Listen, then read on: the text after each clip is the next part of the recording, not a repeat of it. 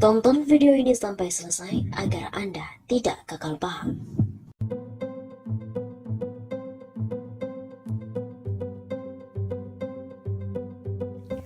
Hai Sobat 651 Safa, kembali lagi bersama kami untuk mengulas fakta perpolitikan yang terjadi di Indonesia. Berita kali ini tentang Pilpres yang masih memakai Undang-Undang Dasar 1945 yang palsu. Hal ini diungkapkan oleh mantan jenderal bahwa hal itu dapat menghasilkan rezim boneka asing dan juga asing. Pilpres hanya menghasilkan rezim boneka asing dan asing ketika tetap menggunakan UUD 45 palsu. Kalau kita mengikuti Pilpres dengan UUD 45 palsu, maka yang dimunculkan adalah rezim-rezim boneka asing, baik itu Cina, Amerika Serikat ataupun koalisi mereka seperti UK dan juga EU. Kata aktivis Sri Bintang Pamungkas kepada suaranasional.com pada hari Ahad 24 Oktober yang lalu. Mohon maaf, saya pendukung UUD 45 asli. Jadi saya tidak bisa mendukung Anies. Begitu ungkapnya. Anies, Ahok, Jokowi, Assegaf, dan juga keturunan timur non-pribumi itu ditempatkan Belanda di atas pribumi. Itu disadari betul oleh Soekarno-Hatta dan para pahlawan kemerdekaan serta para founding fathers kita. Saya bersahabat baik dengan beberapa keturunan Arab, Cina, India, Pakistan, dan juga Taliban, tapi untuk menjadikan presiden ataupun wakil presiden, saya harus lebih setia kepada konstitusi. Cukuplah orang-orang pendatang itu menjadi gubernur ataupun menteri saja, ungkap Sri Bintang. Sri Bintang mengaku tidak mau menjadi pengkhianat dengan ikut berpartisipasi Pilpres di saat menggunakan UUD 45 yang palsu. Kalau tidak begitu, saya mengkhianati konstitusi UUD 45 asli. Sekali saya berkhianat, saya akan mudah menjadi pengkhianat atas hal-hal lain. Begitu jelasnya.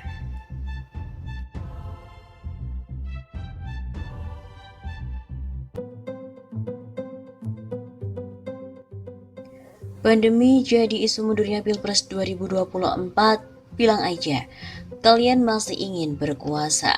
Munculnya isu pelaksanaan pemilihan presiden Pilpres 2024 diundur menjadi perhatian banyak kalangan. Aktivis jaringan pro-demokrasi Indonesia, Adam Syawahab, salah satu yang turut angkat bicara. Aktivis yang kerap disapa Don Adam ini mulai mempertanyakan pelaksanaan dari Pilkada 2020 yang dimana dilakukan di tengah pandemi virus corona atau COVID-19. Ada 270 daerah yang menggelar pemilihan daerah saat pemilihan itu pada tanggal 9 Desember 2020. Ia berpandangan isu itu sengaja digulirkan oleh rezim penguasa saat ini karena masih ingin meneruskan kepemimpinannya. Bagi Don Adam, lebih kesatria lagi kalau menyampaikan terbuka bahwa memang rezim penguasa saat ini ingin melanjutkan tangan kekuasaannya. Kenapa sih susah banget untuk terus terang? Bilang aja kami masih pengen berkuasa terus. Terus kalian mau apa? Gitu kan gentle, tidak pakai alasan aneh-aneh. Demikian katanya melalui laman Twitter pada Minggu malam 15 Agustus. Peluang mundurnya Pilpres itu nampak nyata dari pernyataan Wakil Ketua Umum PKB yang juga merupakan Wakil Ketua MPR Jazilul Fawait. Kata petinggi dari partai pendukung Jokowi itu saat ini tidak ada yang tahu kapan pandemi akan berakhir. Kondisi itulah yang nantinya akan menjadi dasar untuk menentukan bagaimana masa depan pemilu 2024. Masih saja ditutup, apalagi tempat pemungutan suara. Pasti ditutup. Demikian kata Jazilul Fawait, Sabtu 14 Agustus.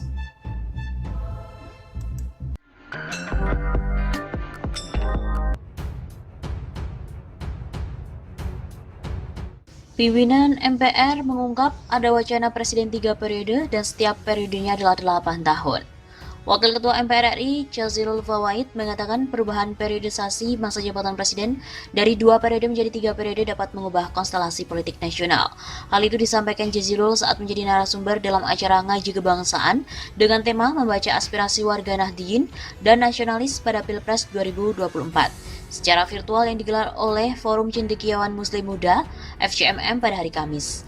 Kalau perubahan muncul Pilpres 2024, beda cara bacanya karena Pak Jokowi bisa maju lagi. Mudah-mudahan konstitusi tidak ada perubahan terkait dengan masa jabatan presiden. Sebab itu luar biasa dampaknya, efeknya terhadap partai politik untuk menyongsong Pilpres 2024, kata Jazilul. Wacana yang beredar di ruang publik saat ini lanjutnya adalah perubahan periodisasi masa jabatan presiden dari 2 periode jadi 3 periode serta menjadi 8 tahun setiap periodenya. Menurut pria yang akrab disapa Gus Jazil ini, hingga saat ini belum ada pengajuan resmi ke MPR soal wacana itu. Ini santer juga isu amandemen undang-undang. Terus saya sampaikan, sampai hari ini Di MPR yang sedang dikaji hanya soal memasukkan pokok-pokok haluan negara.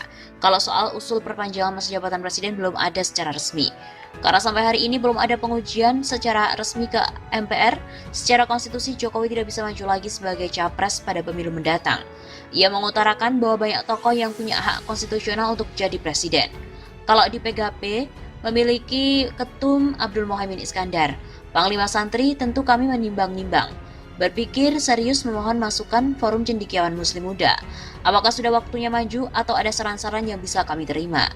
Begitu kata Gus Jazil. Gus Jazil juga mengatakan bahwa hanya PDIP yang memiliki peluang untuk mengusung sendiri. Namun karena Indonesia yang majemuk ini, kemungkinan PDIP tidak akan mengusung sendirian, karena untuk mengatur bangsa sebesar ini masa sendirian. Karena ada Pilpres 2024, kemungkinan juga tidak ada calon petahana.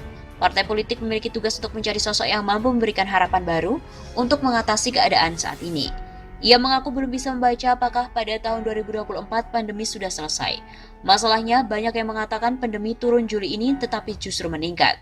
Pilpres 2024 akan dibayang-bayangi oleh dampak dari pandemi. Siapapun calonnya harus mampu mengatasi dampak pandemi, baik dampak kesehatan maupun ekonomi. Terkait dengan isu politik, aliran sesuai dengan tema yang dibahas dalam webinar tersebut, Jazilul juga mengatakan bahwa pasca reformasi, politik aliran mulai mengendur. Saat ini tantangan yang berat dan bisa menjadi benalu demokrasi adalah praktik politik transaksional. Zaman Bung Karno, kuat politik ideologi, politik aliran. Hari ini populer dengan politik transaksional, yang populer dan itu adalah penyakit. Sejak 2015, selanjutnya pemerintah sudah memutuskan adanya Hari Santri Nasional, sehingga tidak perlu ada lagi pemisahan antara kaum santri dan nasionalis.